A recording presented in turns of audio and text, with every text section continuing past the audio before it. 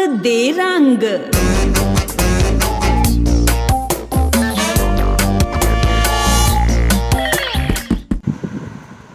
नमस्कार दोस्तों, तंग दे रंग में आपका स्वागत है।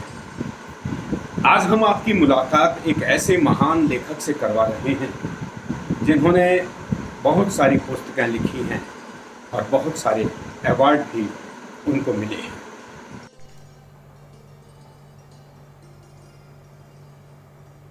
आज के हमारे महान लेखक हैं नकलधारी सिंह। हम सीधे उनके दिल्ली स्थित निवास से जुड़ चुके हैं। नकलधारी सिंह जी, कैसे हैं आप?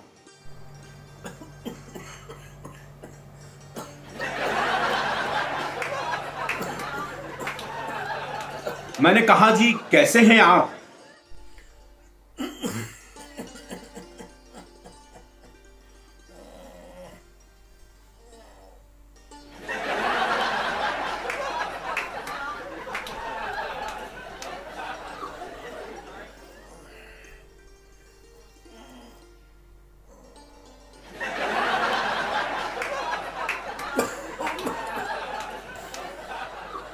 हाँ जी जनाब, अब बोलिए।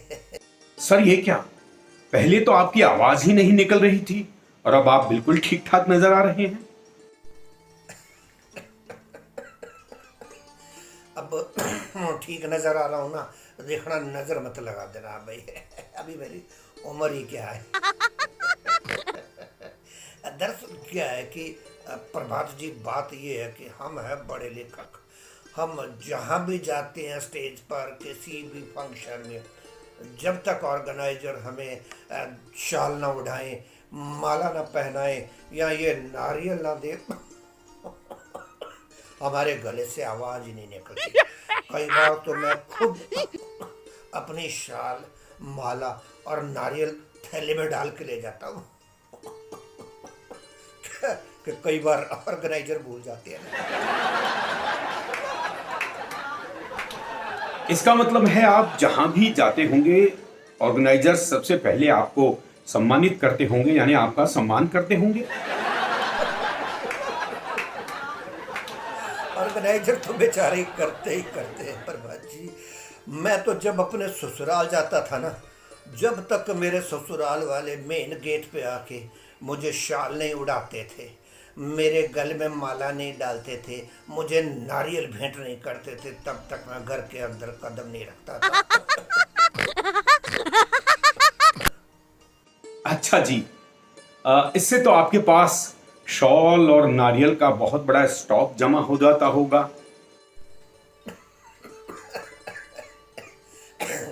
स्टॉक तो इकट्ठा हो ही जाता है, पर मैं दरअसल स्टॉक को क्लियर करता रहता हूँ। मेरी ना वोटी का एक ब्यूटिक है। शाल तो मैं वहाँ रख देता हूँ, बिकती जाती है। और जहाँ तक नारियल की बात है प्रभात जी, वो मैंने नीचे किराने वाले से सेटिंग कर रखी है।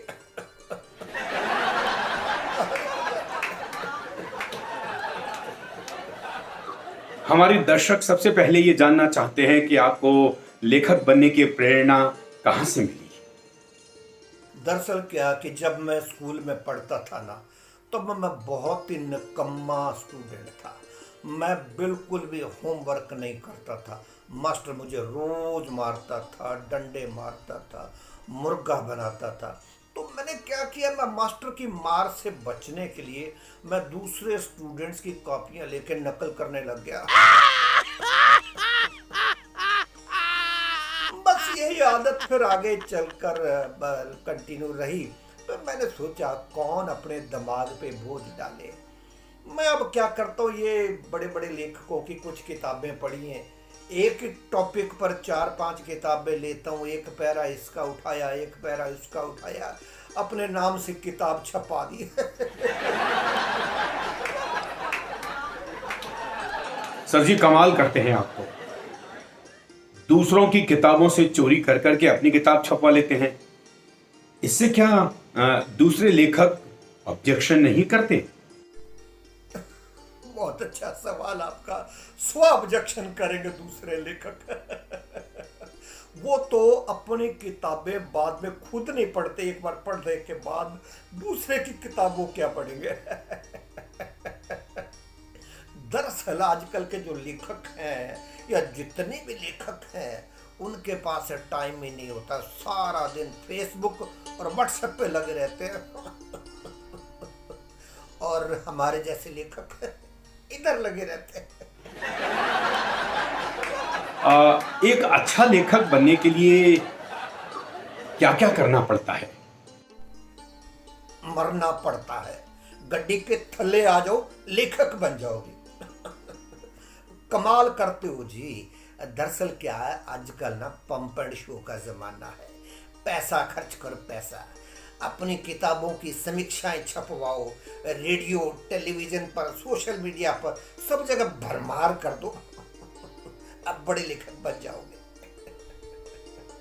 दरअसल आजकल का जमाना है, जो दिखता है वही बिकता है। सर जी, आपको तो बहुत से अवार्ड मिले हैं। हमारे नए लेखकों को भी बताएं कि उनको किन किन बातों का ध्यान रखना चाहिए।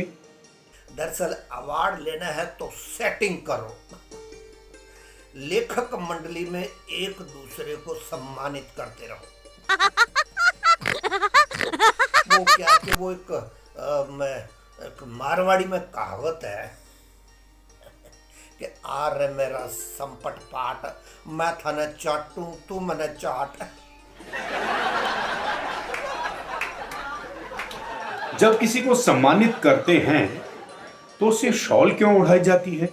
दरअसल क्या है कि ये जो लेखक को जब सम्मानित करते हैं ना, तो ये लेखक किस तरह से सम्मानित हो रहा है, ये जो अंदर की बात है, ये अंदर ही ढकी रहे, इसलिए ख्याल उड़ाते हैं।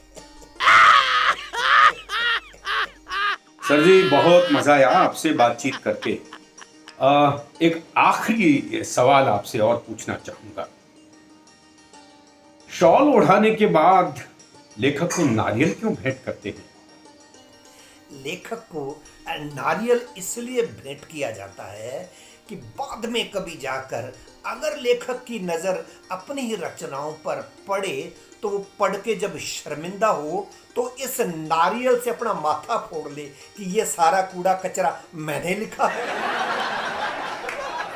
कंग दे रंग।